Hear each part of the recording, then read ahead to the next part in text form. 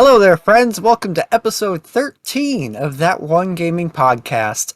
I'm Colin, otherwise known as Delicious Morsels, and here today we've got Lucas, aka Carnival 9. How you doing, Lucas? Doing good. How about you?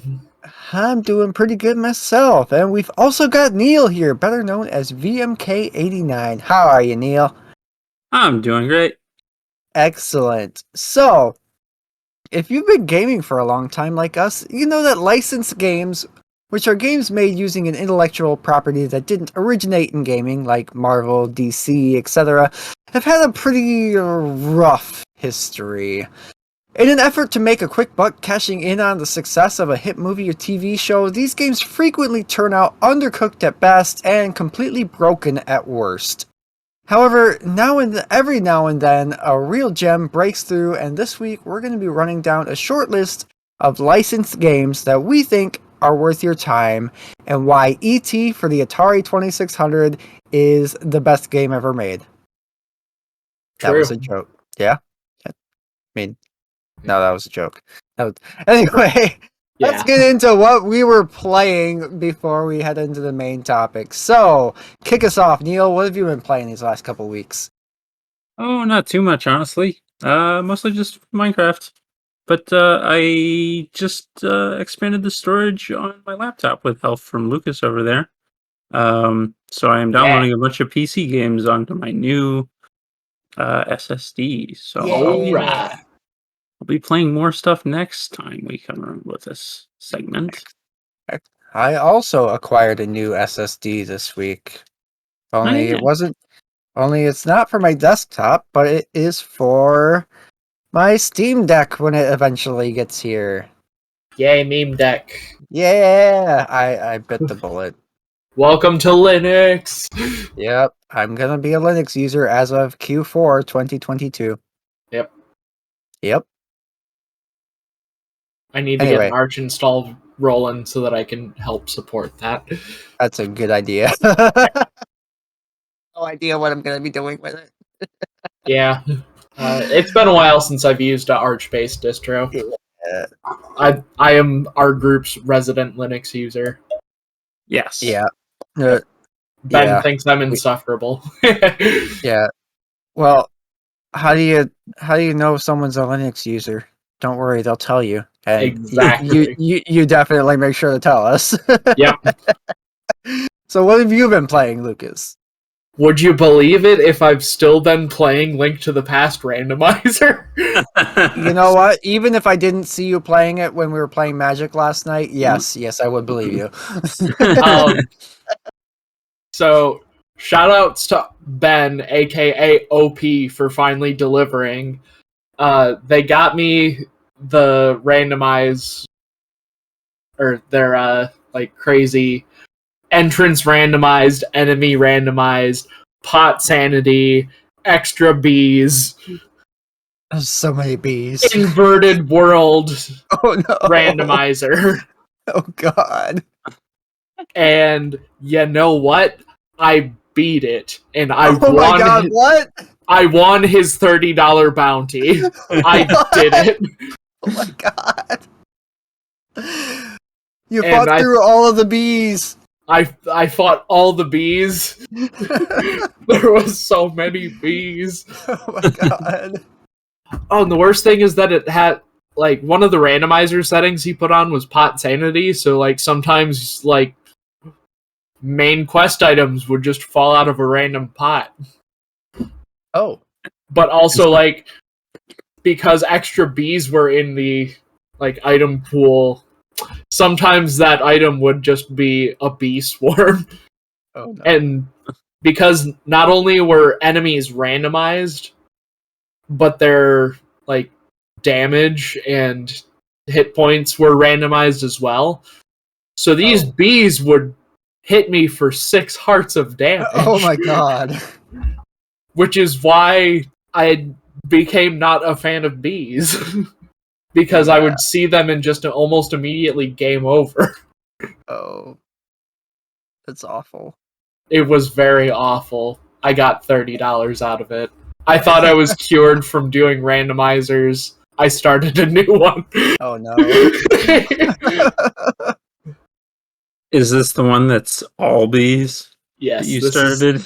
Yep, this is the one where it's just a vanilla randomizer, but I changed the enemy prize pool so that it's like there's one item drop, but everything else is bee swarms. Oh, It's very bad. So you yes. had a traumatic experience with bees, and then you did something with a whole lot more bees. Yeah. I'm kind of enjoying this one though because I'm expecting the bees.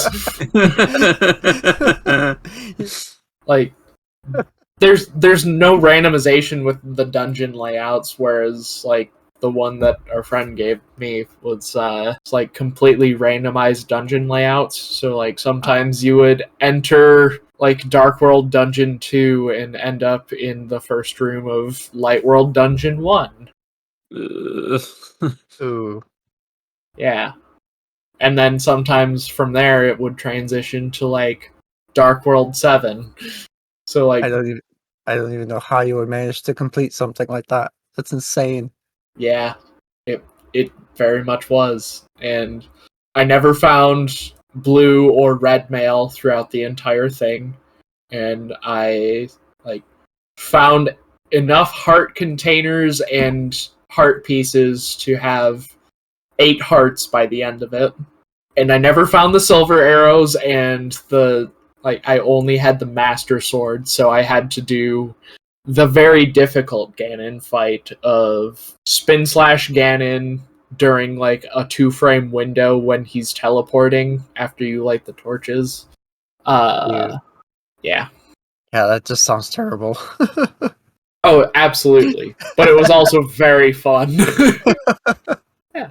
I also was playing some Guilty Gear Strive last night when we were at Magic. That was a lot of fun. As not a fighting game person at all, yes, that game looks incredibly fun. It's like speaking from experience from playing previous Guilty Gear games, this one is so much more approachable. I like the character that just bashes you over the head with a Gibson Les Paul. Ah, yes. You know. Yes. Yeah, she's fun. She's a rushdown character. I try and play every character as a rushdown character. So, I was really vibing with Zato 1, and I tried out Testament. I love Testament from an aesthetic standpoint. I also just kind of have a crush on Testament. I love you, Testament.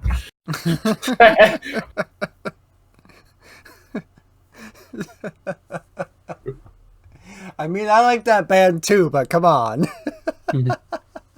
Okay, Guilty Gear Testament is hot. I can't help it. They keep making them hotter every game. Oh God. Well, we can't forget May. That makes us want to sing a very, very inappropriate pirate metal song that we can't exactly get away with on this podcast for family-friendly reasons. Redacted with an anchor. Yes. Play that song every time you play May. It's required. Yep. Fork, you're a silly sausage. Yeah, the censored version. Yeah, that one looked fun. Maybe I'll have to play it with you guys next time. Yeah. Get in the fighting game spirit to get ready for Street Fighter 6. Yeah. Because that's going to be good, even though I'm terrible at fighting game. Yeah. You know, sometimes you just kind of have to find the one game. And then, like, all of the other fighting games in existence will suddenly click with you. Yeah, I mean, I was pretty into Mortal Kombat 11 for a while. Because there was back when it came out, I bought the Switch version, so that way, like, you and I could just sit there and play it on our lunch break at work. Oh, yeah, and you demolished me. Yeah, I got surprisingly good at that game, so... Yeah. Just gotta find the game, kind of like just find another Mortal Kombat 11 type deal. Like, it was fun. Yeah, before we started recording, talking about how I got started on fighting games in Mugen, and just like this one character clicked with me, and I learned how to do basically just like I went from random button mashing to doing quarter circles and dragon punches, like at the drop of a hat. And then years later, after kind of getting out of fighting games, a friend of mine in Collins introduced me to BlazBlue after I was like, oh, hey, I've heard of this title a long time ago from some random YouTube channel. So our friend was just like, you want to try it? I was like, sure. And then, I've been a diehard BlazBlue fan ever since. I have played Guilty Gear once with you, I think, like a while back. Ah, yes. It wasn't Strive, it was a different one. Yep, it was Guilty Gear XX Accent Core plus R. Rolls right off the tongue. Yeah, it does. In typical Arc System Works fashion. Yep. They know how to name their games with very strange things. Yep. And, I mean, it's to the point, or, like, just like the match intros have gotten to the point where, like, someone has actually made an online generator to generate Arc System Works fighting game intros. Really? Yes. Huh. They were very cinematic. Yep. You could come up with the next... Yes. You could come up with the next The Wheel of Fate is Turning Rebel 1 action. Or the Undernight Inbirth First Clause Divide. Let's rock! Yeah. Heaven or Hell, Duel 1. Let's rock. Yeah, Guilty Gear is cool just because it has like that sort of like hard rock, heavy metal sort of aesthetic baked right in. Like, Testament is literally named after the thrash band Testament. Yeah. Soul Bad Guy, formerly Frederick, is named after Freddie Mercury and his nickname, Mr. Bad Guy. Kai Kisuke is named after Kai Hansen and Michael Kisuke from the band Helloween. One of his specials is called Ride the Lightning. Nice. There's just all sorts of like hard rock, heavy metal music references baked right into this game. It's fantastic. Yeah. As for me, I played a lot of demos this week. No, actually, demo scene's back. Oh, yeah, wait, like the shareware's back. Demo scene's different. Well, first off, I finished up The Last of Us Part 1 last week, and the game still is a good game 9 years later. That's all I'm going to say about that. But yeah, I played a lot of demos this week. So Square Enix has been awesome about offering demos of their games this past year that have saved progress that transfers into the final product after you finish the demo. So this week they released a demo for Harvestella, which is their new farming sim / action RPG.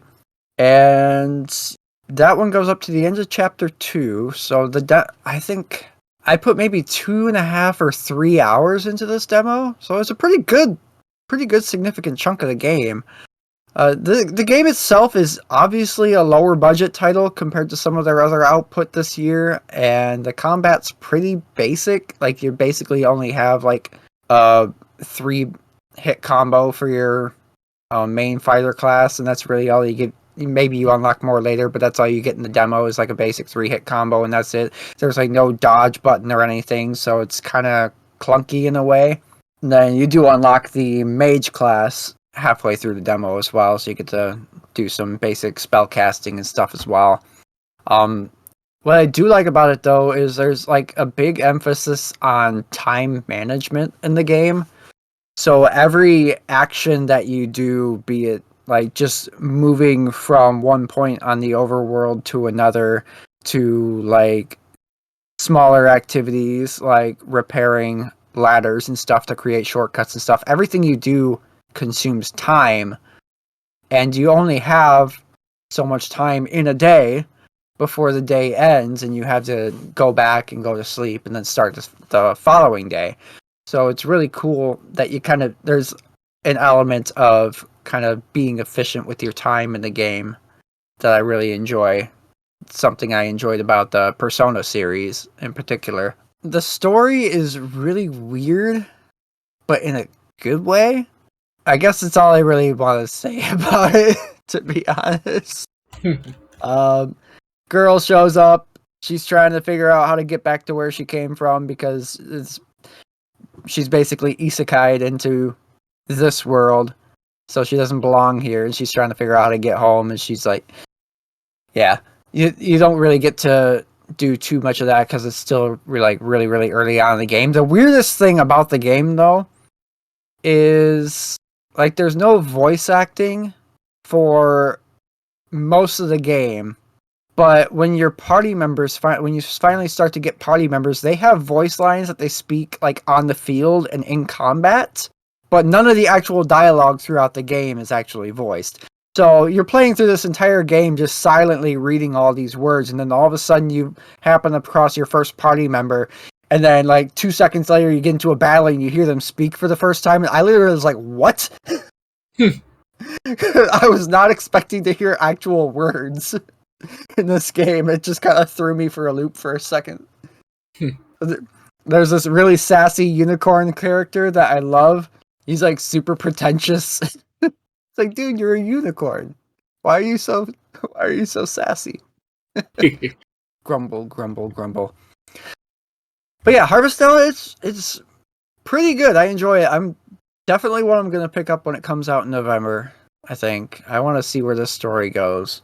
Another demo I started, which is another Square Enix game with save data that transfers into the final game, is Valkyrie Elysium, which is a kind of, I don't want to say reboot, but it's a sequel to the Valkyrie Profile games from the PlayStation 2.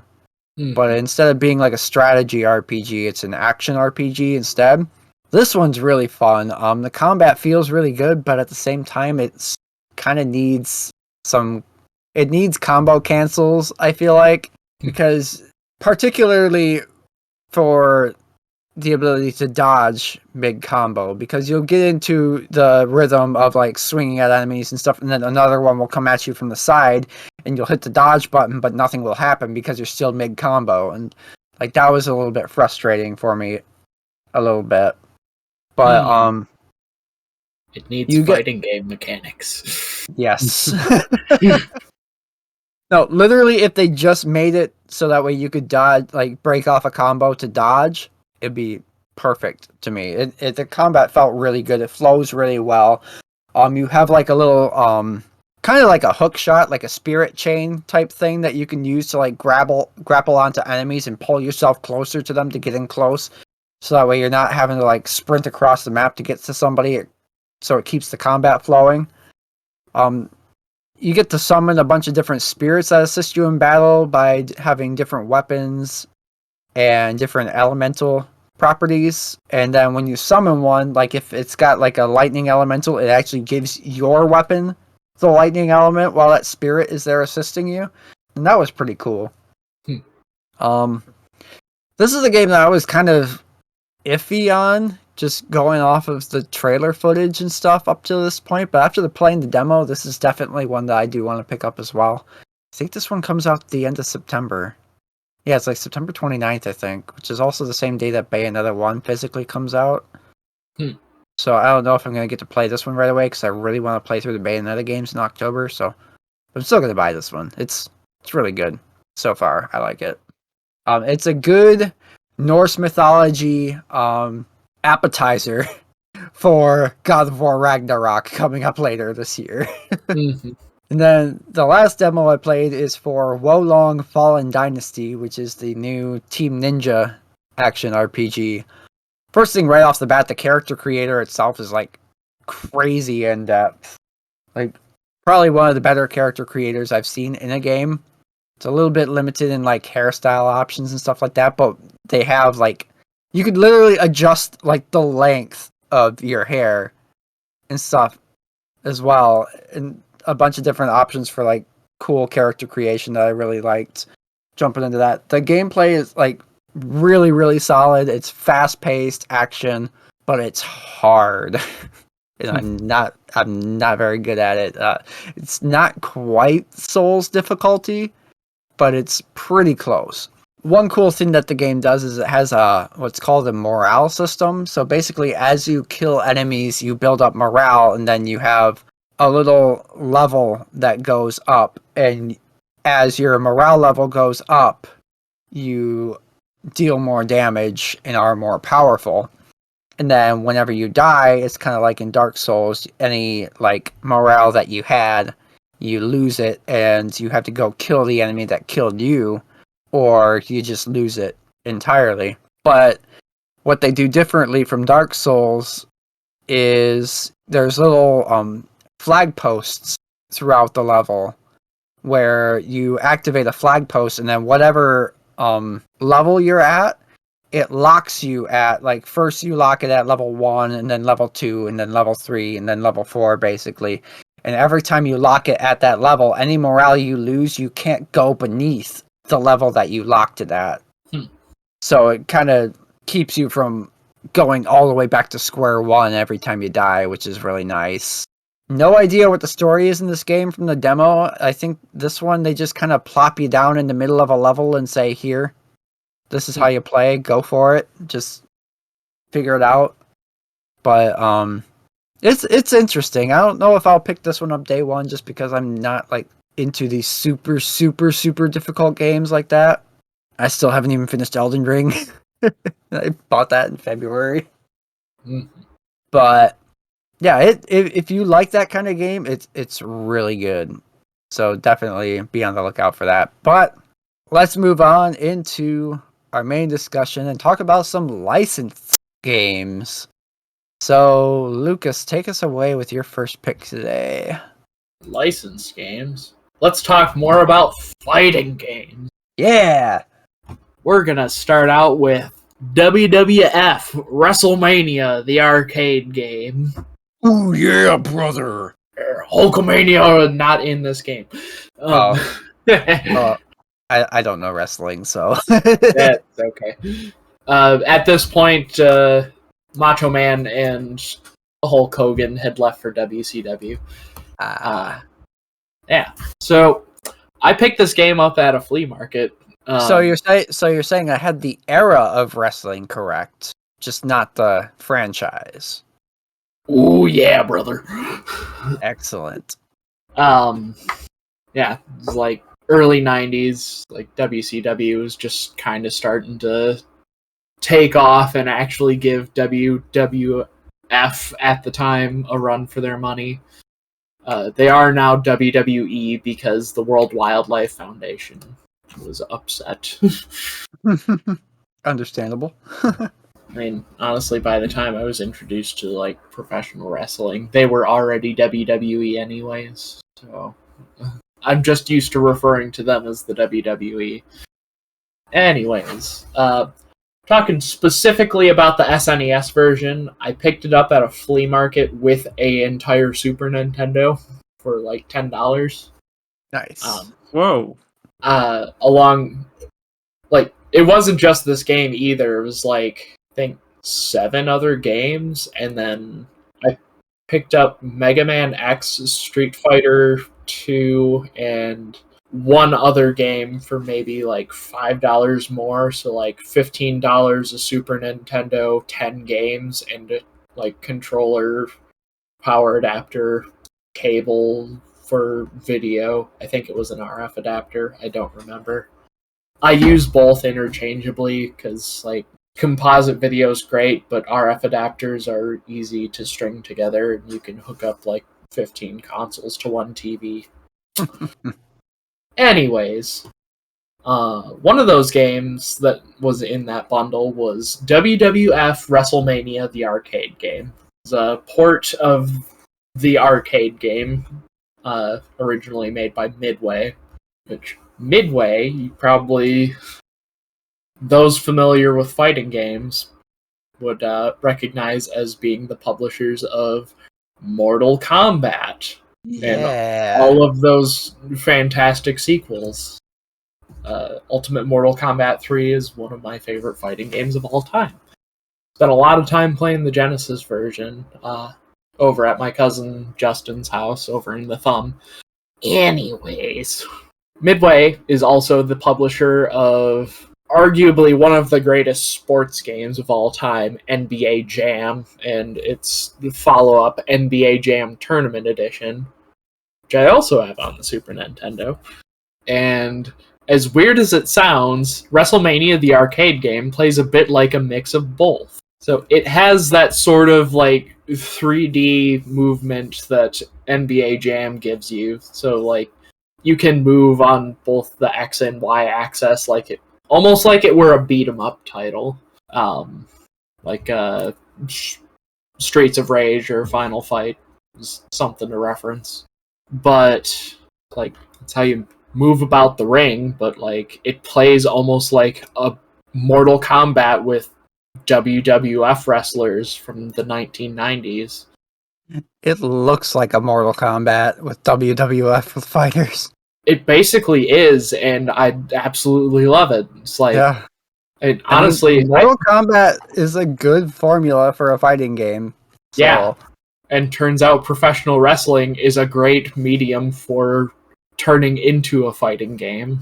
Yeah. Like, you hear all the time, oh, wrestling is fake. Yesn't.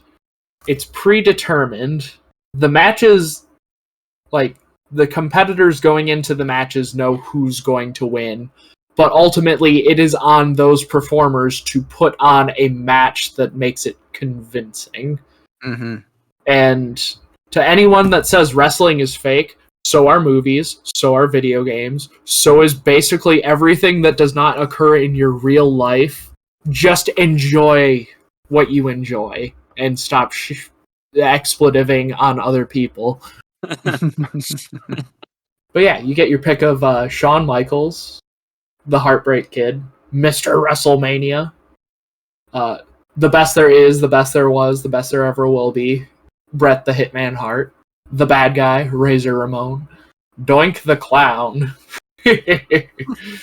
he exists, The Undertaker, my favorite wrestler of all time, the Dead Man, then Lex Luger, Vince McMahon's first attempt at trying to clone Hulk Hogan. Who am I forgetting?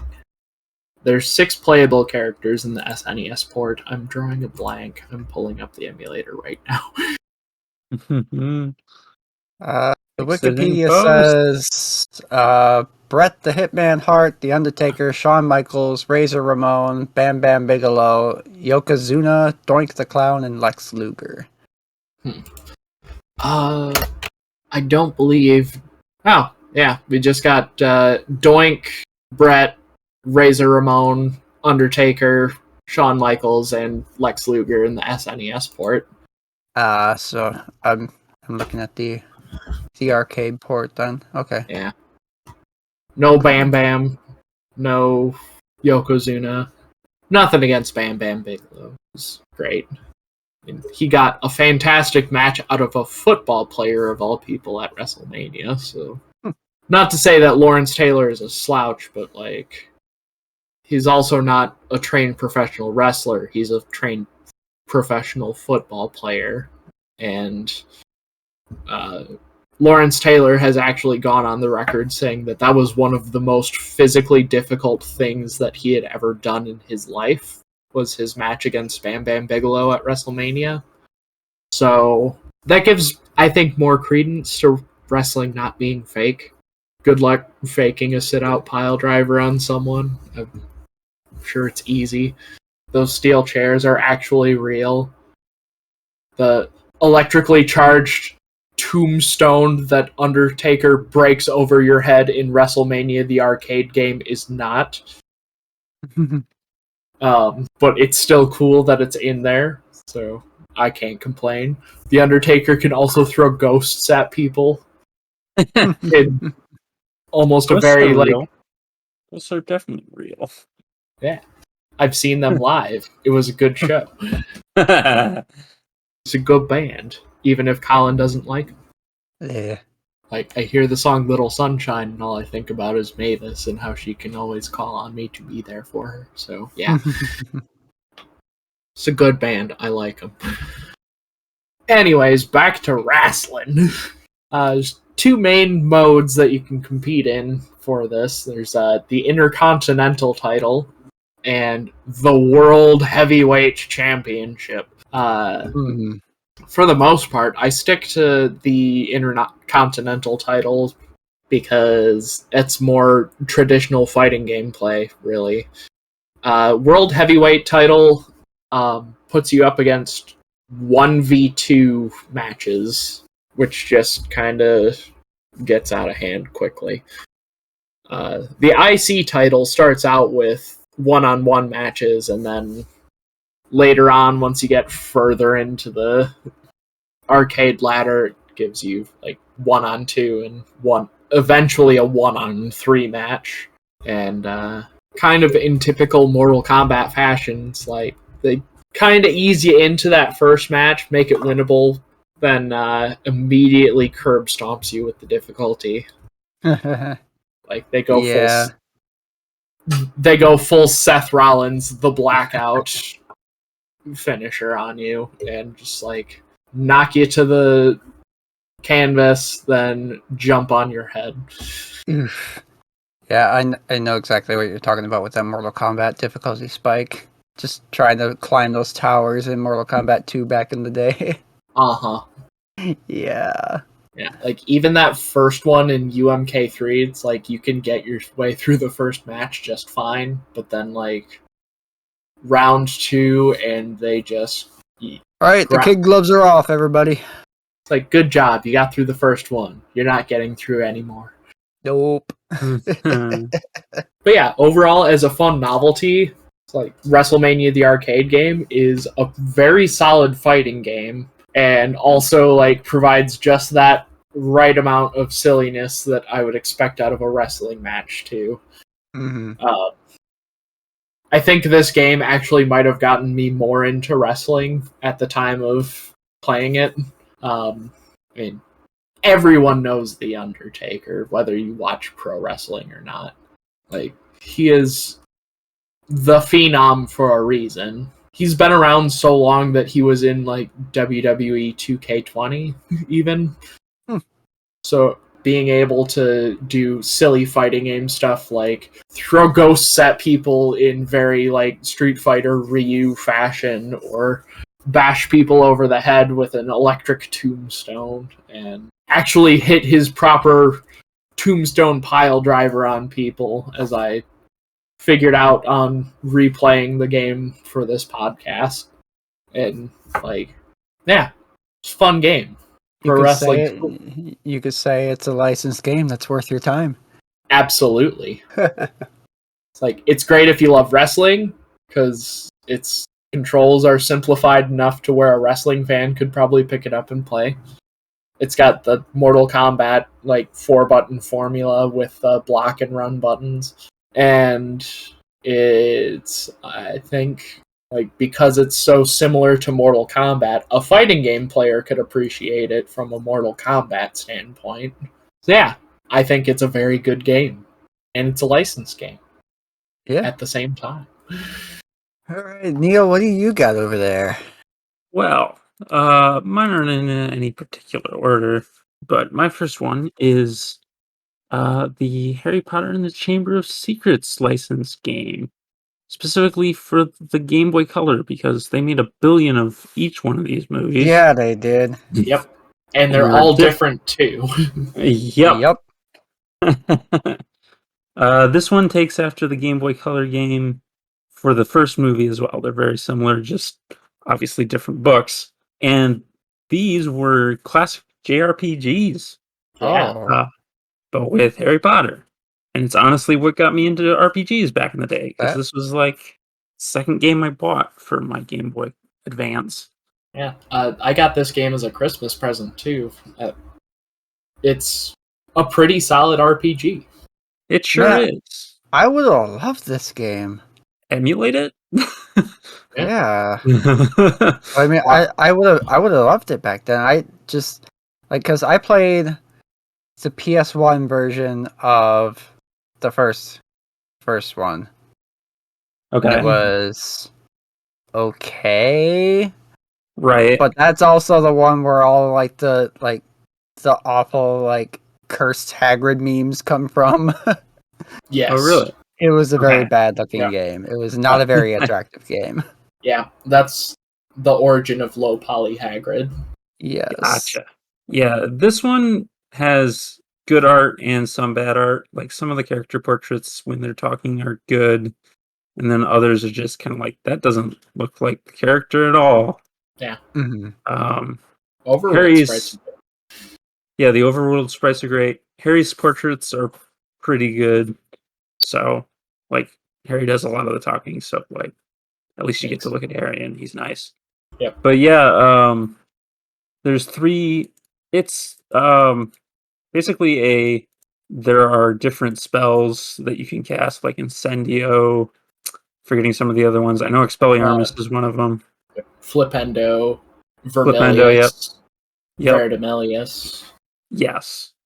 And they all have like certain weaknesses or each enemy has certain weaknesses to each of these spells. And they've got this made up spell, Informus, that basically logs all the weaknesses. So you just cast this once and you can access what it's weak to for the rest of the game. And it's pretty simple. It's not too complicated, which, like, compared to Pokemon, there's a lot less things to remember. And you always have this book that you can refer to in game. Yep. So it's pretty user friendly. My main issues with the game come from that it's following the book, which some of it's cool that it's got stuff in it that wasn't in the movie that was in the book, which is cool. Like the Nicholas, what's it? Nearly Headless Nicks. Yeah. His birthday party is in this. Yeah.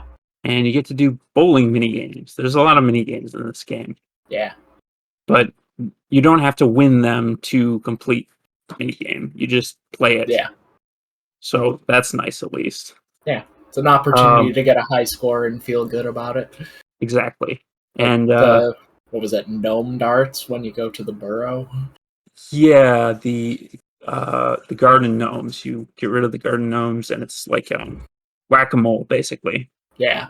But yeah, my issue with it is that like it's following the storyline of the book and movie, so like it doesn't play very well as an RPG because like Hermione just disappears from your party halfway through the story because she gets paralyzed in the movie. Yep. So and then the game becomes increasingly immeasurably difficult afterwards because just like in the book and movie, Hermione is the one who knows how to do things. Exactly, yeah. Yeah, you really have to rely on Harry. And Harry gets good spells too. But yeah. I never got to that point, unfortunately. Yeah, I was stuck for a long time on Aragog. I have never gotten past Aragog. I even remember saving up Broom Doom from like the wizard trading card. Oh yes, the wizard trading cards. Yes, to like try and get through Aragog, just saving all of my card combos for that fight and could not get past it. Yeah, and bringing up the card combos. Card combos is where you have 3 of the collectible trading cards, which you can find throughout the map along with other items. And if you have 3 of them, you get a special attack that you can use once, and it burns up the cards. And usually they're pretty powerful. Yeah, I honestly didn't do that because I realized that if you collect all of a set of cards, you unlock something in Hogwarts that'll give you some super special item or unlock max abilities of all the spells. Oh. Yeah, which is super handy, especially in the New Game Plus. Because once you beat the game, you get to start all over and keep your magic points and health points. All your spell unlocks reset, and all your items reset. But with the unlocked stuff in Hogwarts from the cards, you can really easily, once you get to Hogwarts, suddenly rebuild all your spells, and then you're just god moding through the rest of the game. Especially when you keep looping the game. Yeah. It's a ton of fun. And yeah, some of the chiptunes are pretty good. I especially like the Hogwarts theme. There's 2 versions of it. Mhm. But yeah, it's a fun game. I recommend playing it. If you can get past Aragog and get into New Game Plus, it gets more fun going through it a second time. And collecting all the cards is hard, but a lot of fun too.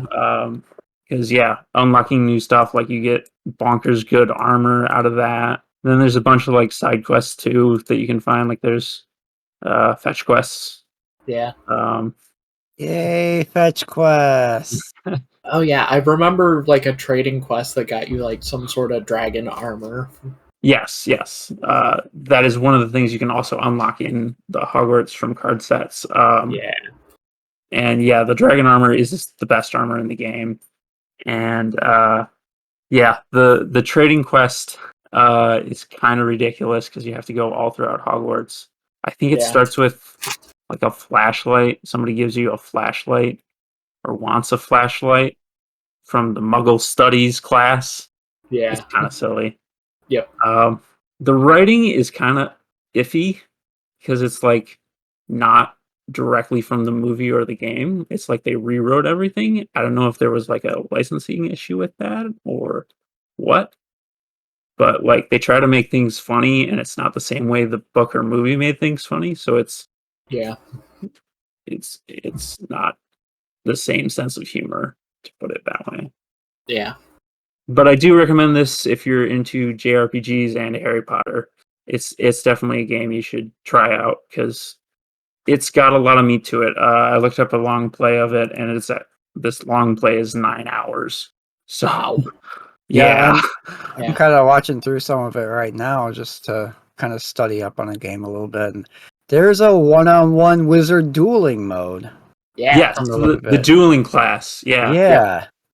That's pretty cool.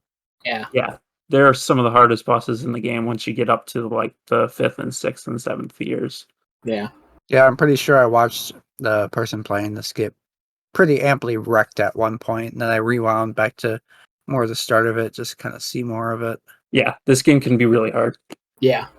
Like I said, I've never gotten past Aragog. I recommend Incendio.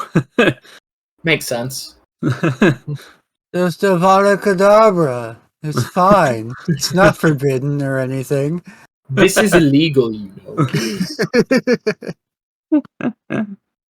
All right. But yeah, that's what I have to say about Harry Potter. It's quite good. Yeah. I'm also seeing here in the comments of that long play video. Take it with a grain of salt because, YouTube comments, but this one person writes, fun fact, Harry Potter and the Chamber of Secrets was the last game released for the Game Boy Color. Really? Huh. Again, grain of salt because YouTube comments, but if that's true, that's pretty cool. Interesting. Yeah. I'm looking into that right now. Investigate. Real-time investigation. Oh yeah, you can play as Gilderoy Lockhart, but it's after you take his wand, so he literally can't do anything. He has every single spell. Oh no. But if you try to get him to use one, he just kind of like shrugs. Oh, here's another YouTube comment saying it's the last Game Boy Color game. Yeah. Wikipedia is saying the last Game Boy Color game ever released is the Japanese exclusive Doraemon no Study Boy. Kanji Doraemon. Yomikaki Master in July 18th of 2003. But the last game released in North America is Harry Potter and the Chamber of Secrets, released on November 15th, 2002. There it is. Well, that would add up because I bought this.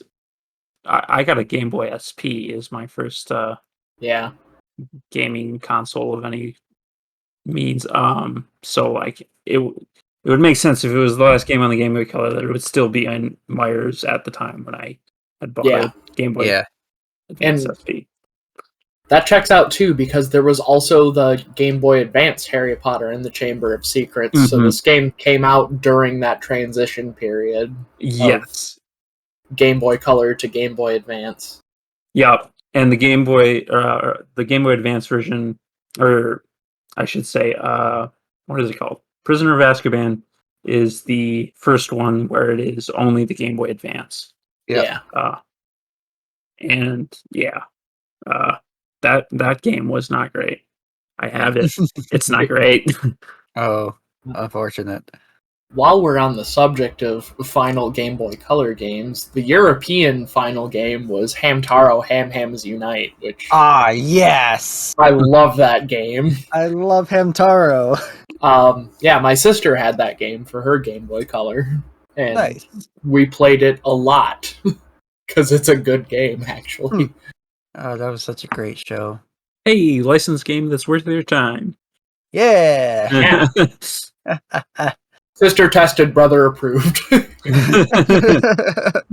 So, my first selection up on the list today is a little Super Nintendo game called Marvel Superheroes in War of the Gems.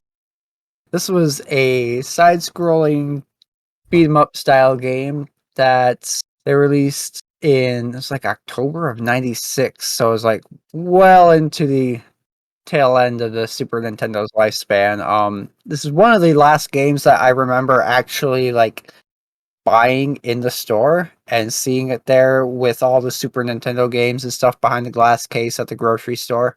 Still got my copy because it's a good game. You get to play as either Spider-Man, Captain America, Wolverine, Iron Man, or Hulk, and the story of the game basically follows the Infinity War arc of the Marvel comics, where you're trying to get all of the Infinity Stones, or in this case they call them Infinity Gems, Sounds and cooler. you're trying to save them from Thanos, so that way he can't do evil Thanos things with Understandable. the Infinity Spoilers Stones. for Yeah. Infinity War. Yeah. But yeah, it's really cool. It's not like a traditional beat 'em up where you kind of are able to move up and down on a just constantly side-scrolling map. It's more of like a combination of a side-scrolling platformer and a beat 'em up. And there's also like some light fighting game influences as well, because each character has some specific button combinations that you can do for their special attacks. Kind of like fighting game style. games. Yes. Yeah, it's pretty Fighting cool. games. Yeah. And Marvel characters. That sounds great. Yeah, doesn't it? But yeah, this game, I don't think I ever beat it. I've gotten about halfway through the game, but I don't think I've ever beaten it because it does get pretty difficult, and your character's health does not replenish at the end of a level. Oh. And no. if a character dies, you don't get to use them for the rest of the game. So if all 5 characters die, it's game over. Like Teenage Mutant Ninja Turtles style.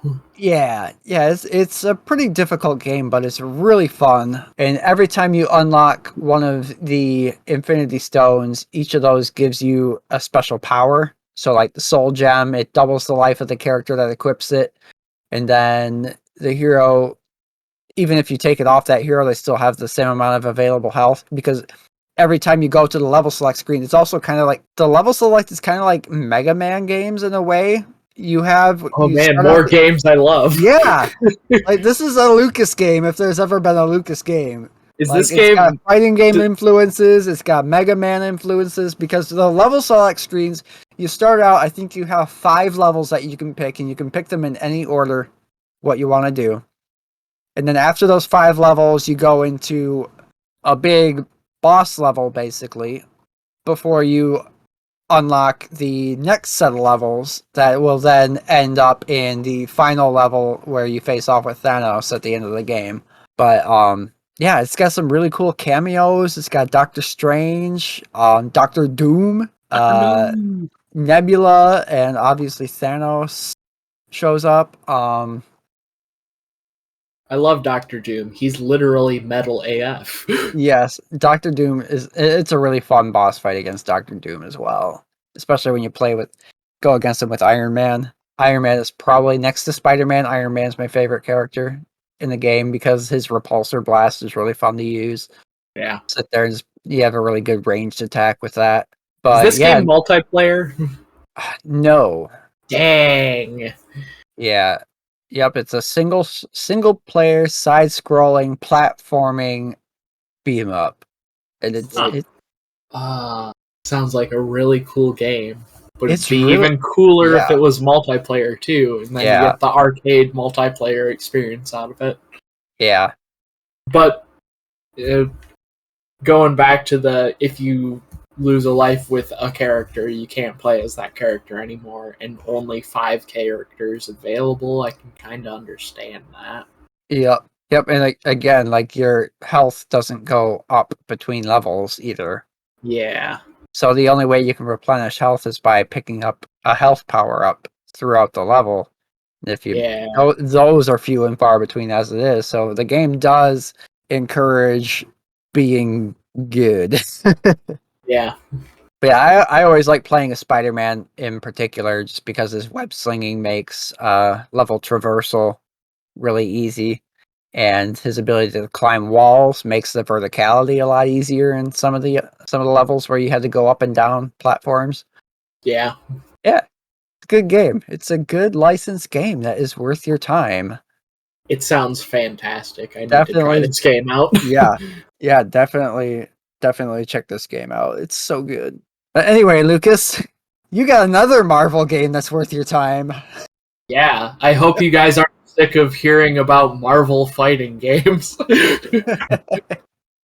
Next up, we got Marvel vs. Capcom. And also probably its sequels, Marvel vs. Capcom 2 and 3, and Yeah. yeah. Is there a 3? There is a 3. Oh. There's actually technically a 4, because there's Marvel vs. Capcom Infinite. People just don't talk about those. Yeah. I'm gonna stick to the 2D Marvel vs. Capcom Yeah. game.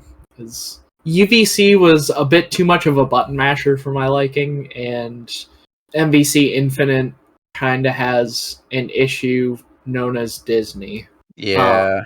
So quick disclosure, I'm not a big fan of the more newer entries in the Marvel vs. Capcom series because of Disney, because Disney does not want the Marvel characters to look weak against the Capcom characters.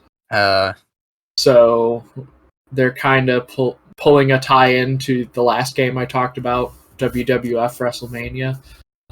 Specifically the wrestlers, specifically Hulk Hogan, which I know WCW. We talked about this already.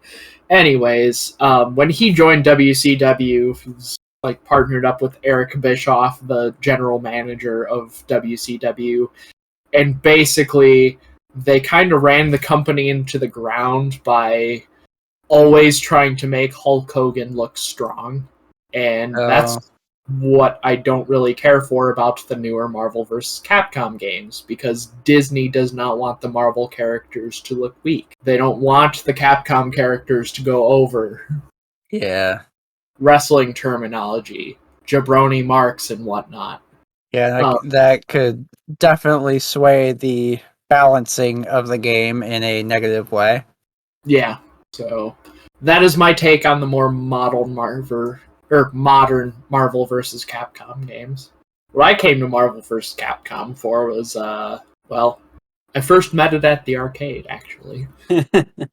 So it was like second or third grade. I was staying the night over at my friend Brad's house, but his older brother Josh had a hockey game, and the hockey rink that we went to for said hockey game had a couple of arcade machines, and one of them was Marvel vs. Capcom.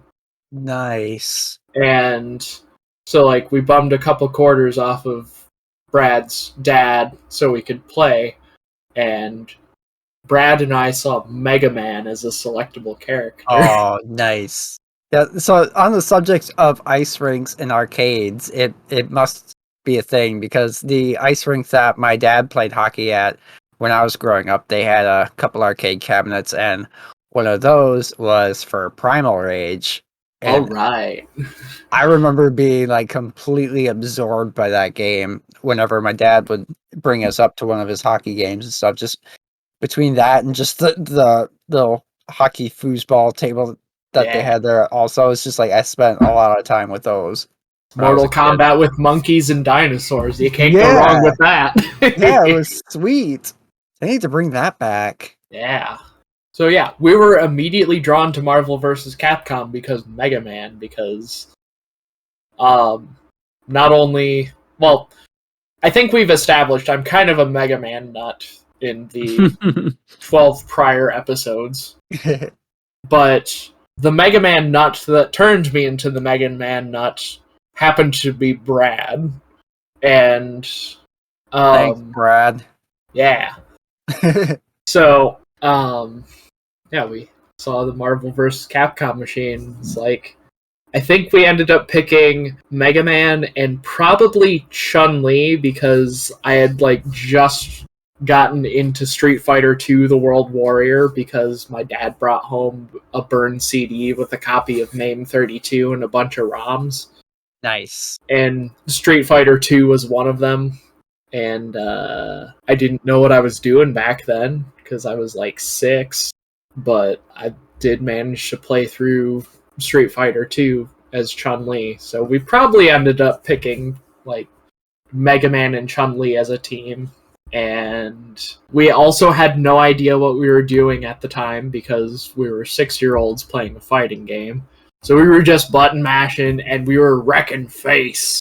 All right. It was awesome.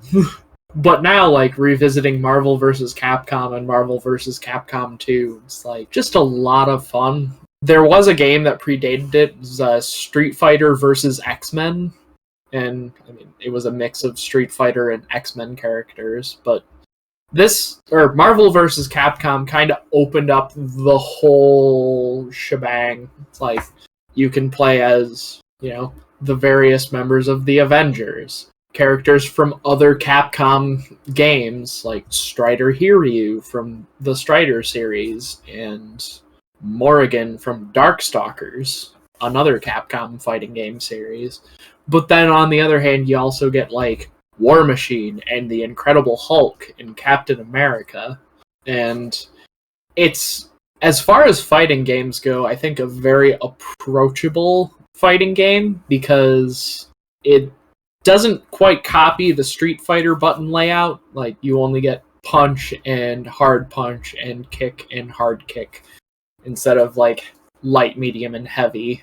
But that's to make room for buttons that interact with your like support character or your secondary character, because MVC 1, you get to choose 2 characters during the character select, and then you get a support character that's kind of randomly chosen for you.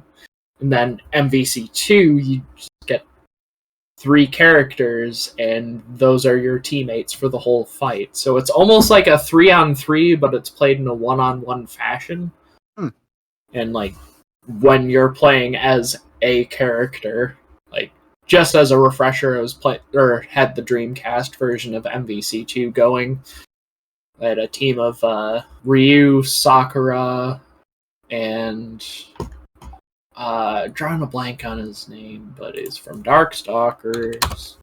While you're looking for that, on the subject of Marvel vs. Capcom, specifically 2, Arcade 1UP announced recently they're making a Marvel vs. Capcom 2 cabinet, and included on that cabinet is also Marvel superheroes in War of the Gems.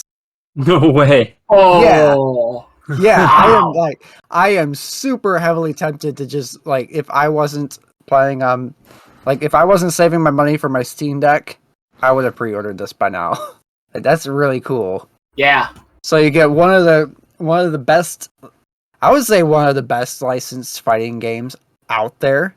I don't think that would be a controversial thing to say, even as someone that's not really like too big into fighting games. Like, whenever you hear fighting games come up, especially on the license side, like MVC2 always is in the conversation. Yeah. And then you get one of my favorite superhero games from the Super Nintendo in the process. It's like, that's freaking cool. Yeah, you really can't go wrong with that combo. Yeah. So yeah, the third member of my team for when I was puttering around in MVC2 on the Dreamcast was Anachorus from Darkstalkers. Yeah, I do tend to lean more on the Capcom side than the Marvel side, just because, in addition to being a fighting game diehard, probably thanks to my initial introduction to Street Fighter II, a Capcom title, I also just really enjoy a lot of other Capcom games, Mega Man in particular. And it's kind of in a similar vein. There's also SNK versus Capcom, which has other more different Mega Man characters in it. Like, you've got Zero as a playable character in that, who kind of makes sense for a fighting game because it's always got that Z-Saber going.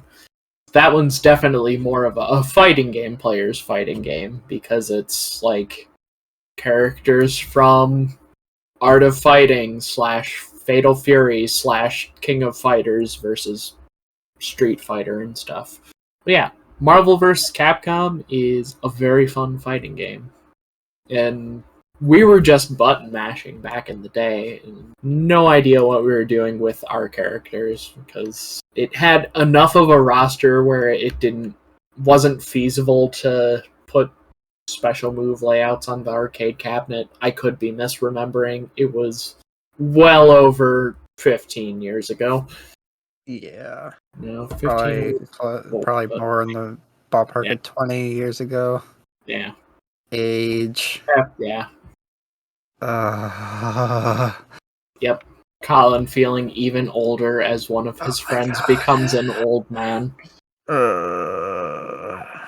Yeah, just wait, buddy. You'll be cracking 30 in no time flat, too. Don't do it, Neal. Stay less than 30. Try! Yeah.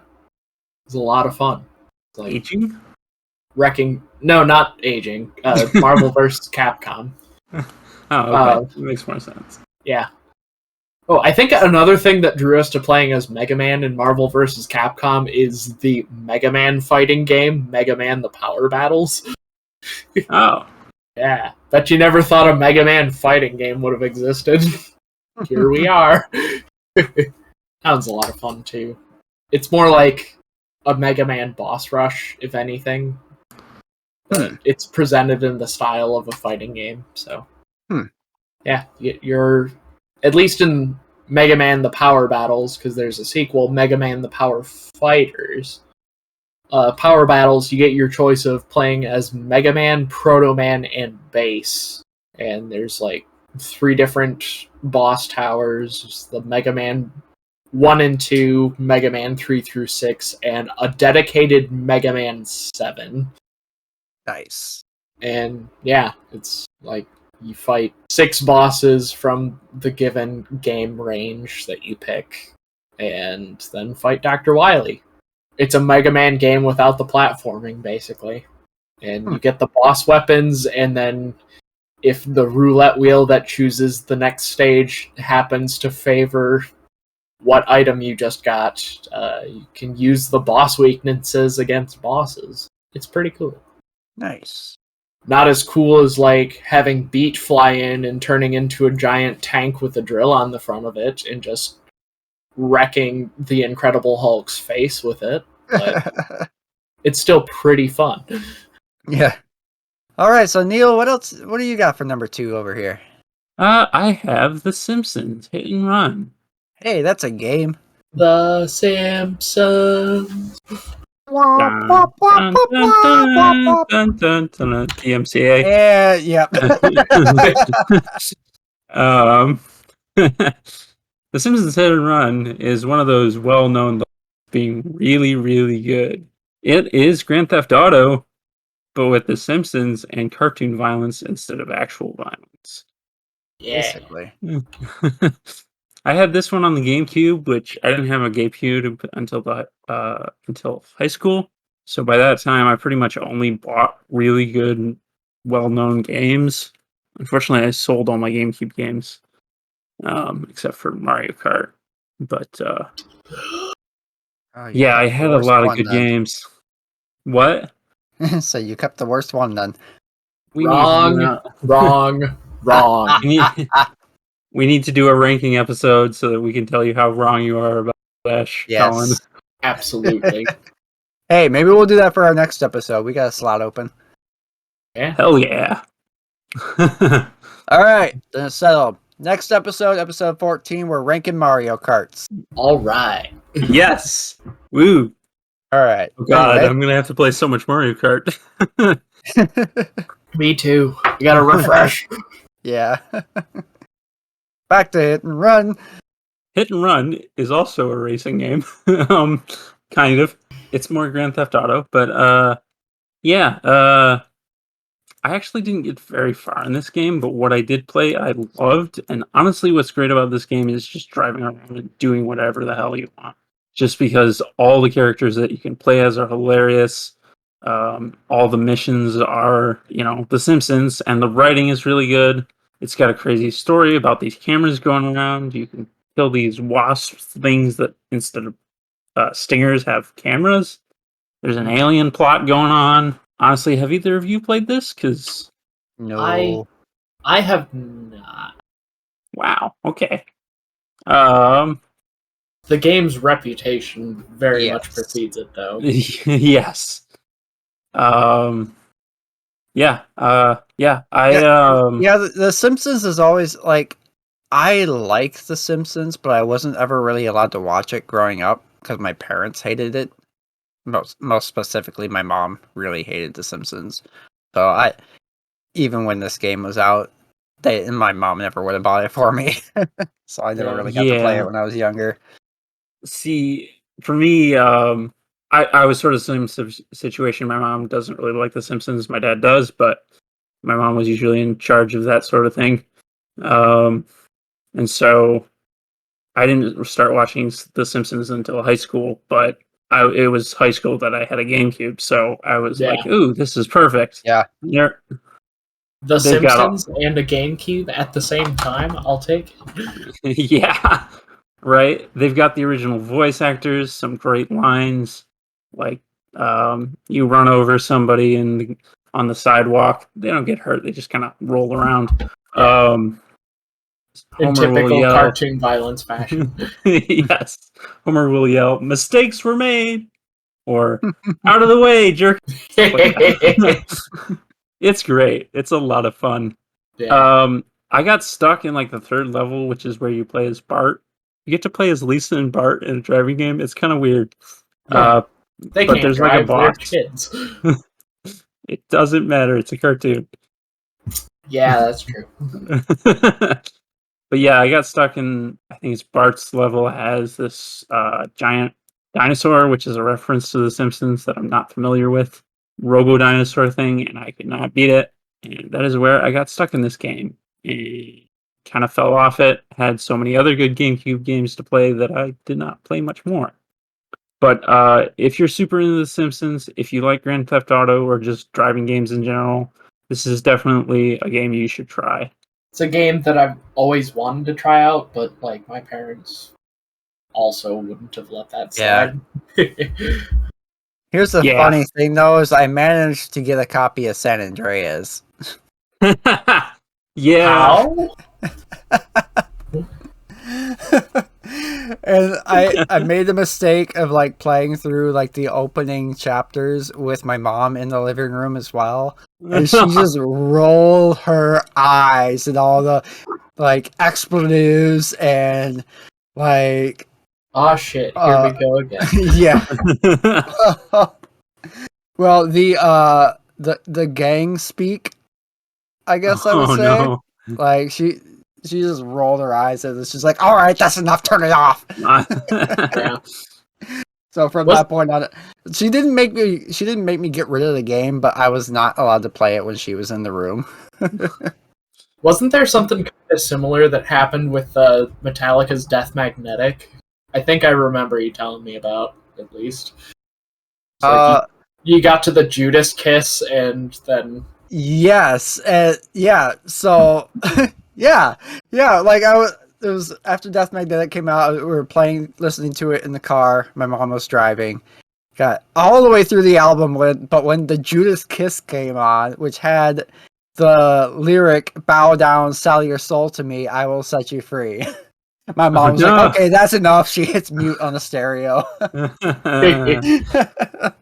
Yeah. I won't say I lived a sheltered life. There was just like very, very fringe cases of it every now and then like that. Like, I wasn't allowed to play Stickman Sam, which was like a Flash 2D shooter stick figure parody of Serious Sam. Interesting. Yeah. Those were My fun mom games, didn't though. let me buy or watch anything related to Star Wars. What? Yeah. Yeah.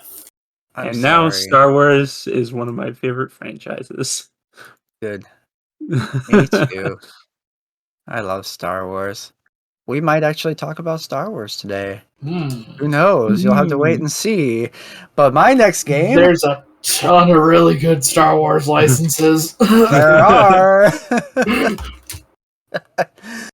But my next game up on the list here, so you may have heard that Spider-Man from the PS4, released in 2018, is a really good game, because it is.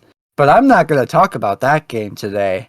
I'm going to talk about a different Spider-Man game. Today, I am going to talk about Spider-Man Shattered Dimensions, which I played on the PlayStation 3 in a very brief period in time when I owned the PlayStation 3. This game was sweet. So already, like, on the box art, you have 4 different Spider-Mans that you get to play as. So already it's, like, really cool premise right there. You don't just play as the, like, regular old mainstream Spider-Man. But you also get to play as Spider-Man 2099, which is a super hyper futuristic version of Spider-Man. You play as Spider-Man Noir, which takes place in like the 1940s, 50s, like mobster gangster era. And you get to play as Ultimate Spider-Man, which is kind of like an alternate universe Spider-Man, where he kind of fully bonds with the symbiote suit and has extreme powers based on that. So this game was really, really cool. Every single one of them played differently. They had their own unique abilities and stuff. Like the mainstream Spider-Man he's your most straightforward, what you would expect out of your Spider-Man. He uses a lot of mix of melee and web attacks, like you would expect from Spider-Man. But Spider-Man Noir kind of turns into like a stealth game, sort of in the vein of like the Arkham Asylum, like stealth kind of feel, where you're like slurking around in the shadows and you're using like grabbing enemies from above and pulling them up with your webs and tying them to poles and stuff like that. You see a lot of that in the new Spider-Man game, I think, but this was like the Noir levels really focused on being stealthy, sticking to the shadows and stuff, trying not to be seen. Yeah. And then like the Spider-Man 2099, he was like super fast and was able to dodge attacks and stuff more quickly. He had like heightened reflexes. And then Ultimate Spider-Man has basically a rage meter that when that charges all the way up, you can use that and you basically become invincible for a short period of time and you just completely demolish everything in your path. It's really, really fun. The game had some really cool cameos, like it had Kraven, Hammerhead, but Hammerhead took place in like the noir period, so it was like perfect for him because he was already a gangster, so it was like the perfect setting to set him up in. Yeah. Like all sorts. It was cool seeing a bunch of different villains in different universes and stuff. And like basically the game starts out, you have like you start out as mainstream Spider-Man and then all of a sudden Madam Web shows up and she's like, which also Madam Web is a really cool freaking cameo. But Madam Web shows up and she's like, hey, so there's a bunch of other Spider-Mans in different universes and stuff, and stuff's getting kind of messed up here.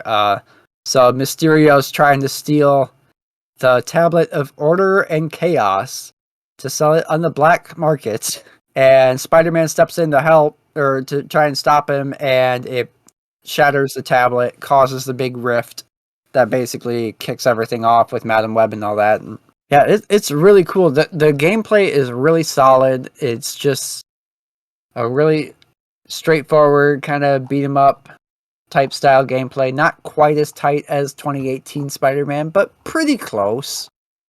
I really enjoyed my time with this game, and unfortunately, it's extremely difficult to get a hold of now because it's no longer available digitally, and it has not been ported forward since the PlayStation 3 and Xbox 360 era because Activision no longer has the license for it. And now it's like $80 on eBay if you want a used copy of this game. It's absurd. Yeah. Activision losing licenses to games. That is an unfortunate thing about licensed video games, especially when they're really good. It's really hard to keep porting them forward. Yeah. Which is going to be a recurring theme with my game selections for the rest of this episode, unfortunately. But yeah, if you haven't played Spider-Man Shattered Dimensions yet, definitely look it up. And if you can find a way to play it, I'm not going to tell you to do certain nefarious things, but if you can play this game, definitely check it out. Maybe borrow it from a friend that has it. It's worth your time, for sure. Spider-Man Shattered Dimensions. Anyway, Lucas, you got one more game for us. What you got? Well, gonna go from kind of hating on Disney licenses from Marvel vs. Capcom into absolutely adoring what was my very first N64 game ever, Donald Duck Going Quackers. The 3D platforming game for the N64, I believe also the PlayStation 1. Plot is pretty straightforward. Daisy Duck gets captured, and it's up to Donald to go through the 4 different worlds to save Daisy. And yeah, it's a lot of fun. I personally enjoy it a lot because it was my very first N64 game. The game that was brought home with the special Pikachu edition N64 that my mom found on, I think, a garage sale. What? Yeah. You still have that, right? Sort of. My parents have it. Okay. We have it over there for the sake of bringing our copy of Mario Kart 64 over. Okay. Because that is bonkers expensive now. I'd believe it. So that's pretty cool that you still got one. Yep. Also have a Pokemon Pikachu VCR. Interesting. Yeah. Who remembers VHS tapes? I know I do. Probably shouldn't get into that. Yeah. Instead, let's get into Donald Duck. So, it's a 3D platformer. Honestly, sort of reminiscent of the Crash Bandicoot games, where some levels have kind of that forward-moving perspective, and some have the side-scrolling one. They got collectibles for unlockables and whatnot. Yeah, this looks very platform mascot era stuff. It is very much that style of game. And there's a forest setting, urban construction setting, spooky haunted setting, and then the final level that I never got to as a kid. Lava, of course. Probably, yeah. I'm looking at the Let's Play, and it's, yes, indeed lava. Okay. Yeah. It was kind of hard to stay focused on Donald Duck Going Quackers when your second, third, and fourth N64 games were Mario Kart 64, Super Mario 64, and Legend of Zelda Ocarina of Time. Yeah. There's a clear quality difference, even if this is a good game. Yeah. Sunk a ton of hours into it, if only just because it was a N64 game and we were upgrading from the Super Nintendo, which is funny because nowadays it's the other way around, and I love the Super Nintendo over the N64. Yeah. One of these things aged better than the other. Yeah. Yeah, Donald Duck Going Quackers is a pretty solid, like 3D platformer as far as 3D platformers go. Like, Yeah. I would like to point out how long it's been since I've seen that Disney Interactive logo on the yeah, box. Or that old Ubisoft logo. yeah, Oh gosh, the Ubisoft. Oh yeah, Disney Interactive. I remember that logo now. Yeah. yeah. It's a real blast from the past. Back when, like, Yeah, it is. I mean, I wouldn't say like back in the days when Disney licenses were good, because like they still make. Disney has some incredible quality control as far as like their licensed properties go. Mm-hmm. Like, They also have a ridiculous amount of licensed properties they can use, so like there's yeah, gonna be some good ones no matter what. yeah, Yep. yeah. Like, I've honestly heard nothing but good things about pretty much any sort of Disney tie-in game. I mean, there's a few games that are the exception to the rule, mostly like the portable handheld platform versions of games. Like, I've heard Incredibles on the Game Boy Advance wasn't great, but that's because it was on the Game Boy Advance, so they relegated it to being a side-scrolling beat 'em up. Mm-hmm. Yeah. But you go to the SNES and you have all of those Mickey games and stuff like Lion King and Aladdin, and really Disney just has a absolute treasure trove of rock solid licensed games. Yeah. And I mostly picked Donald Duck Going Quackers just so we could kind of highlight that, because as far as licensed titles go, like, the Disney games are fantastic. At least for the era of like the 90s into the early 2000s. I think once the GameCube, PS2, Xbox era started to kick up, things started to get a little bit more questionable Yeah. on the Disney side. They did kind of turn it around with the Epic Mickey, though. Yeah. Are we gonna talk about Kingdom Hearts? No. No. Okay. That's Kingdom Hearts is... It's at least one of the games of all time. We'll go with that. I don't know how to comprehend the plot of that game. Or game series, rather. There's no plot to comprehend. Oh, there's definitely a plot. It's just nonsensical and Yeah. very convoluted. You need to play every side game ever to make Game up memories is required. to keep up with the mainline games. It's Yep. such a mess. Including Japanese exclusive mobile phone games and And- Flash games. And the games aren't even that good to justify the extra mental work. Yeah. If we ever do anything involving Kingdom Hearts, I think we need to involve Griffin. Yep. This episode just got downvoted by every Kingdom Hearts fan ever, but you know what? Probably. That's fine. I actually enjoy Kingdom Hearts to a decent level. I think it's all right. I You know I what? don't play it for the plot. I mostly play it for the gameplay. It's a cool concept. Well, The frustrating thing is that there's all these mini games in it, and I would just like to Yeah. be slashing Yeah. with a keyblade. Yeah, well, I guess we were talking about it a little bit before the podcast. I guess I'll just say it here too. It's like I liked Kingdom Hearts 1 right up until that final stage, and I got stuck because there was a lot of backtracking that you had to do. And I also had the official guide for it, which I bought at the same time that I bought the game, and it did not do anything to explain the backtracking that you were supposed to do at this end stage. And I got so fed up with it that finally I figured it out and beat it. But by then I was just kind of hate beating it.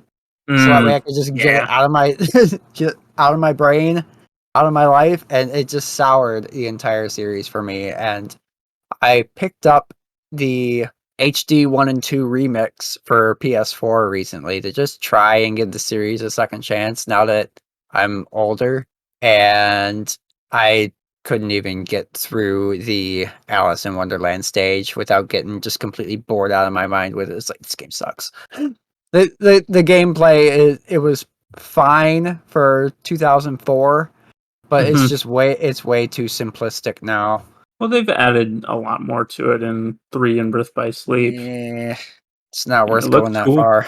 Yeah, I wish they could just like reboot the series. I don't know, maybe they'll do it with 4 in some way of like making it user friend or newbie friendly, newcomer friendly. I Yeah. doubt it. Probably not, but they could if they wanted to. Yep. If the Star Wars in Kingdom Hearts is absolutely confirmed, then I will at least look at the game. But anyway, on the subject of Star Wars, Neal, what do you got next? Lego Star Wars. Hey, those are Yeah. games that are good and also Yeah, licensed. And also 2 technically licenses. Disney now. Yes, Yeah. Lego and Star Wars, which is now Disney. But I'm talking about the OG first 3 Star Wars games. Lego Star Wars, the video game. Lego Star Wars 2, the original trilogy, and of course Lego Star Wars, the complete saga. Yes. Uh, the main one I played was the original trilogy, which I think that one was one of the best ones just because the scenes from those movies are so memorable. Mhm. Yeah. That even with the silly bits, you're like, oh, I know exactly what's going on. Yep. Yeah. These games kicked off the Lego series, and considering how huge the Lego series is, volume wise, you know that these games had to be good to spawn that many sequels. Oh yeah. Some would say that's kind of lost its way with the Lego Star Wars or Lego series through all the different sequels they've made, but I haven't played many of the other ones. But this is another GameCube game that I had back in the day, and I loved it. I will say this, the DS port of the complete saga was actually surprisingly like accurate to the full console versions of the game. That's interesting. Yeah, like it was basically the same game, just not as good graphics. Yeah, I can believe that. Yeah. These games aren't like a technical masterpiece, No. really. Yeah. But they're fun. Oh, They're they're very so fun. incredibly fun. Yes. I mean, my wife and I have put many an hour into Lego Harry Potter. So like Yes. the Lego games are amazing. Yeah, there's a reason why the Lego Star Wars formula or the Lego game formula didn't change until the most recent Lego Star Wars remake, because that was just a solid formula that was able to be mixed up in just very simple ways that still kept it interesting for so long. Yeah. And God, these games, especially the original trilogy's part of it, had a fantastic sense of humor. There were no words, but Yep. they conveyed so much emotion with those rubbery Lego animations. Yeah. And it's Star Wars. Everybody likes Star Wars. Yeah. That's not true. Yeah, Wow. I always loved the co-op aspects in those games too. Like it was a little bit annoying having to fight over like which direction you wanted to Right. head in and stuff Yep. when one person wanted to go to one end of the screen and one person wanted to go to the other. But that was just like a minor nitpick, really. Yes. But those games are so much fun to sit down on the couch next to Right. somebody like your brother or significant other and just play through and just not even really care so much about like completing the game at all, just like running around having fun, like getting up to Lego Right. shenanigans and stuff. They were so good for that. Yeah. I first experienced this with the complete saga on a Wii with my friend Phil, and we were both little kids at that time. I didn't know much about Star Wars, but I had a ton of fun just messing around, falling off cliffs, watching Yoda scream. But by the time I got the game for the GameCube, once again, high school era, I had my dad around, and my dad and I were competent enough at video games to actually work together and have a lot of fun beating the levels.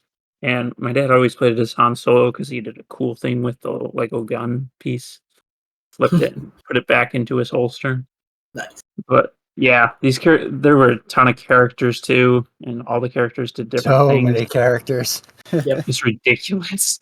There was Just even like really random, obscure characters too. yeah. Yeah. There was even creator characters. Oh yeah, that too. That was silly, Yeah. but it's Legos. Yeah. That's part of the fun of Legos. Yeah. Like just take apart a minifigure and build your own. Yeah. Ever drawn the Lego guys parts just to make like custom faces and stuff, like with a Sharpie? No, I haven't. No. That's a lot of fun. Yeah. Hmm. I mean, I do have a 6-month-old. Maybe someday Yeah. I'll have to keep that in mind. Yeah, you can use a jackknife and scratch off the ink on any character head, and then you can just use it as a blank canvas and draw on it. Some Lego enthusiast somewhere listening to this episode just shriveled up and cringed at the thought. uh, I yeah. don't care. I'm having fun with my child in the way that Legos were intended to be had fun with. I don't know if using a jackknife was intended with Legos. That was an ultra rare Han Solo minifigure that was only released with this specific Lego set. You scratched up his face! Blasphemy! Downvote this podcast. Worst podcast ever. These people are frauds and hacks. I mean, I do have a few blank, like, minifig faces because they would give, like, just blank minifig heads to go underneath the stormtrooper helmets. Yeah. Yes, they would do that. Those work too. Yeah. Those are also mildly disturbing because you take off a stormtrooper's helmet and there's no face. It's just the giant goggles and that's it. Yeah. Or like the scout troopers because I got like the big ski goggles. Yeah. It's like you take off the helmet and it's like that's all there is. Yeah. It's got like the big ol' like trucker bro pit viper glasses. Yeah. This guy's gonna bro the heck out of you. Oh man. But moving right along, my last game that I'm going to talk about today is a game very near and dear to me because Also based on a toy line. it's also based on a toy line. My favorite toy line. We just wombo comboed Disney into Lego, Disney into toy franchise into toy franchise. Our segues this episode have been on point. Yeah. Everything just kind of unintentionally flowed so well into the next. Anyway, my favorite toy line and my last game here being Transformers.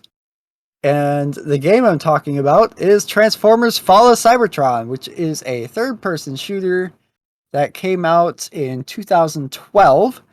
And it acts as sort of a prequel to the Generation 1 Transformers storyline. And it's all about the battle over Cybertron between the Autobots and Decepticons.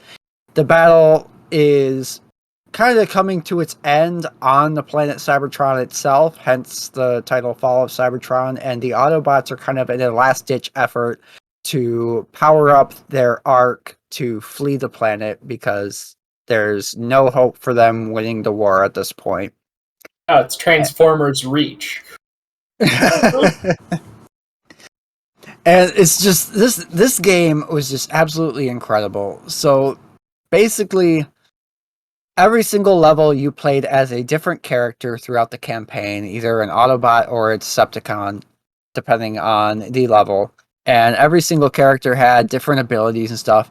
So one level you're playing as Optimus Prime, and throughout the level, Optimus Prime is also communicating with Metroplex, which is a city-sized Autobot that's just completely enormous. And throughout the level, you're using Optimus Prime to call on Metroplex to basically rain down mortar fire on enemies and stuff, and it was really cool.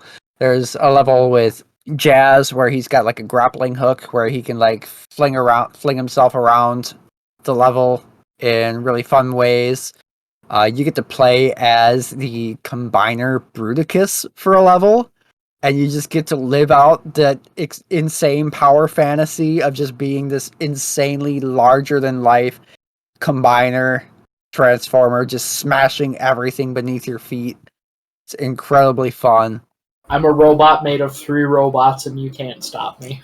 But what was really fun about this game also was its multiplayer, because you basically got to create your own Transformer for the multiplayer mode.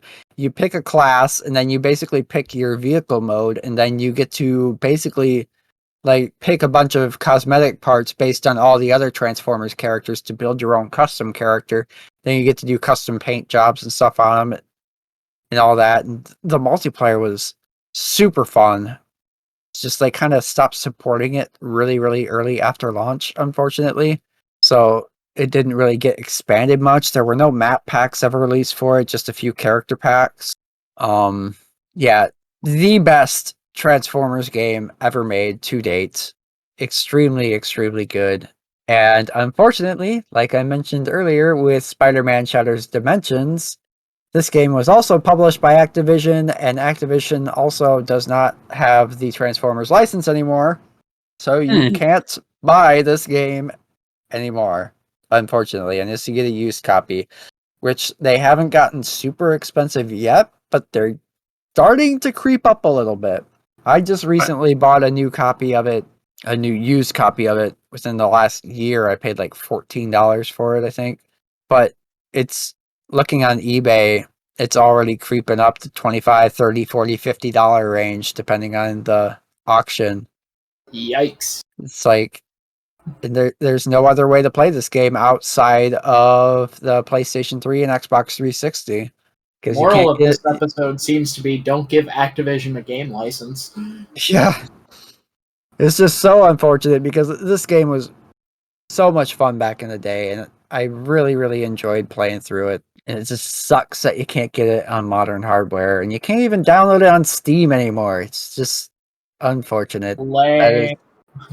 That is the unfortunate truth of licensed video games in modern times, unfortunately.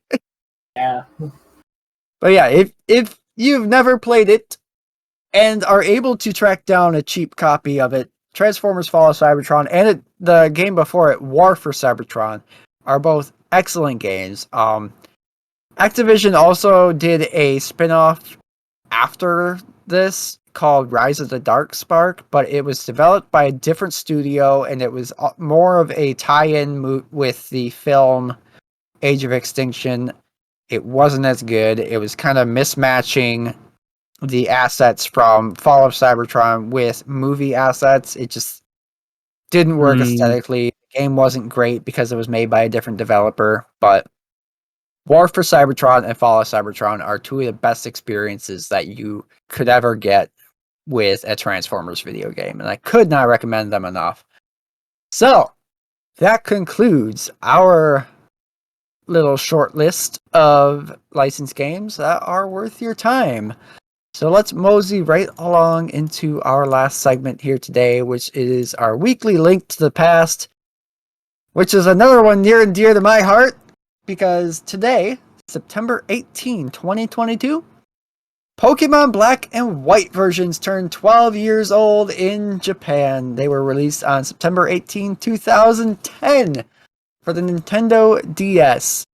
These games were quite controversial at the time because they did not feature any existing Pokemon until basically you reached the end game. There were no existing Pokemon. So throughout the entirety of the game, the only Pokemon that you could catch were completely new Pokemon.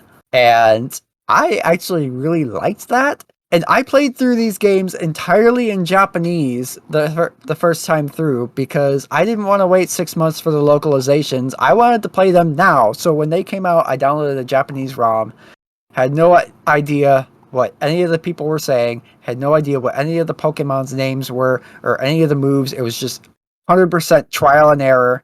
It was one of my favorite experiences I have ever had in a Pokemon game because of that.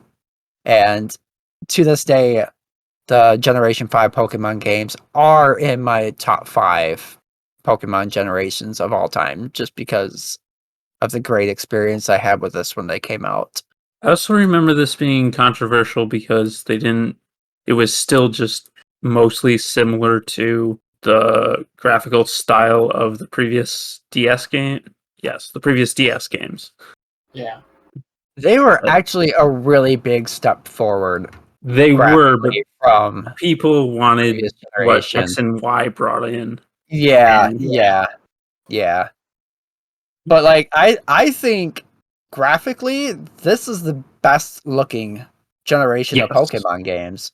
I would Like agree. all Yeah. of the sprites were animated, like Yes, it completely was like very all good. it was they just look so Yeah. good. They had so much character to them that you don't really get in the ever since the franchise went 3D. Like these games Yes. were beautiful. This This is is like them mastering the animation style that yes. they had been working on for years since Yeah. Red and Blue. Yeah. They did Like like puppeting effects to make it yep. sort of Yep. like rotatable and animated, Yep. and yeah, Yeah. it was really well done. Yeah. Black and White is the absolute pinnacle of 2D Pokemon. Yeah. And some of the best pixel art of all time. Just period. Just That's how debatable. just how well the animations are in all of it. Still These debatable. are I'm gonna die on that hill. These games are beautiful. Yeah. I am upset with original Black and White because you can't find bug Pokemon until after like the second gym. Yeah, there's like 3 bugs. But I mean it's designed like an original Pokedex before like this is so it kind of mirrors the Generation 1 Pokedex in a lot of ways. Whereas there were only like so many families of Pokemon available.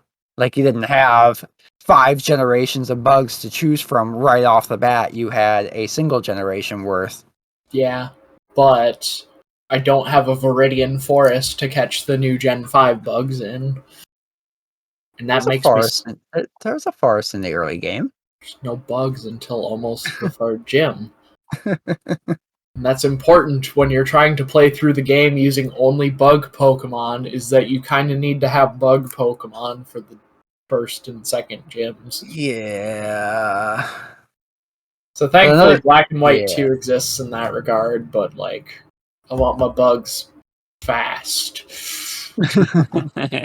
But like they also introduced like triple battles, which was really unique, and I have 6 Wailords on screen at the same time. yes, absolutely, and absolute insanity.